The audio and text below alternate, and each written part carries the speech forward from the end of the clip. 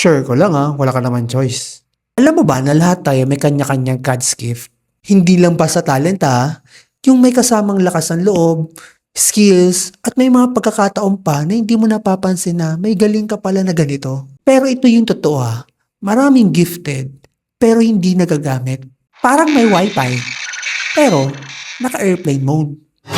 Yung iba sinasabi, hindi ako magaling Next time na lang, baka hindi para sa akin. Paano mo malalaman kung para sa'yo kung hindi mo naman susubukan? Subukan mo yung mga bagong bagay. I-develop mo yung konting skills mo. Mag-fail ka man? Oo, kasama yan. Bangon ka lang ulit. Malay mo, yung akala mong trip lang, yun pala yung magiging dahilan ng breakthrough mo. Hindi sayang yung binigay ni God sa'yo. Yung sayang lang, yung hindi mo siya ginagamit. Trust Him.